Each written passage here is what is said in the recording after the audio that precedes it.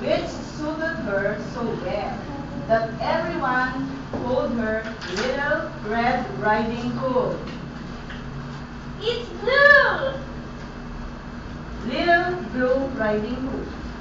One day, her mother said to her, Your grandmother is not very well. Go and see how she is. You can take her some cookies and this homemade jar of jelly. Little Blue Riding Hood left right away to visit her grandmother who lived in another village.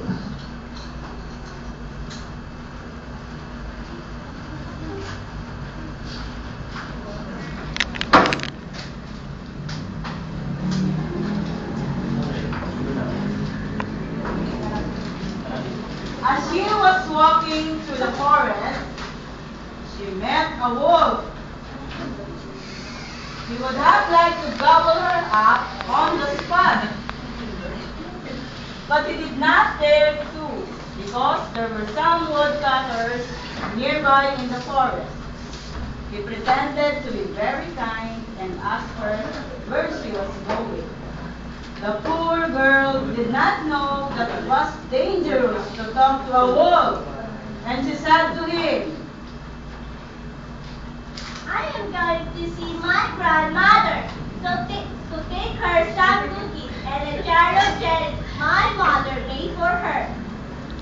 Does she live very far away? asked the wolf. Oh yes, her house is beyond the mill by the first house in the village. Well, Said the wolf. I would like to see her too. I will take this road here and you take the other road and we'll see who arrives first.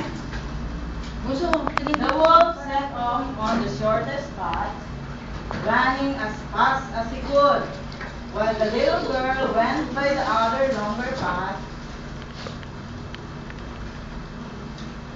While the little girl went by the other longer path, amusing herself by gathering nuts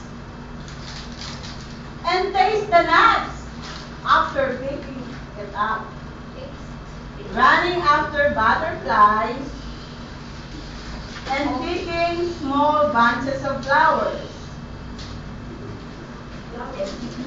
Flowers.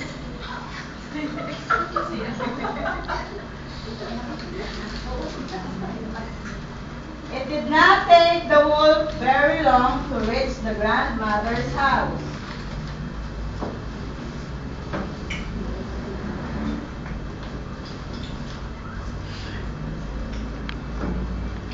He reached up and knocked at the door. Knock, knock, knock. Who is it? Came a voice from inside. It's your grandmother, Little Red Riding Hood. Said the wolf, disguising his voice. I have brought you some cookies and a jar of jelly my mother has made for you. The good grandmother, who was in the bed, called out. Let us the bag and come in. The wolf lifted the latch and the door opened. At once he leapt onto the bed and ate up poor woman in less than a second. Then he closed the door and lay down in the grandmother's bed to wait for Little Blue Riding Hood. Stress.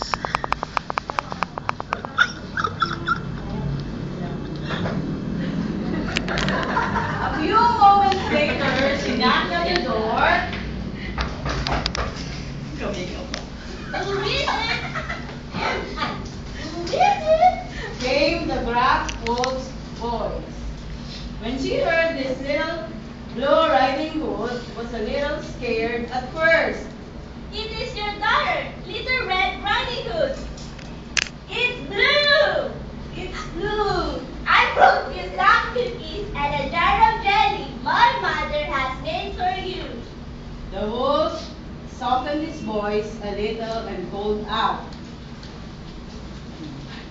Let up the gun and come in. Little Blue Riding Hood lifted the lock and the door opened. The wolf hid under the bed covers and said, But the cookies and the jar of jelly on the table and come sit beside me. Little Blue Riding Hood climbed onto the bed and stared at her grandmother. Grandma, what big arms you have! All the better to hug you with. The wolf replied, And Grandma, what big ears you have! All the better to hear you with. Grandma, what big eyes you have! All the better to hear you with, my child. Grandma, what big teeth you have! cried Little Red Riding Hood. All the better to eat you with.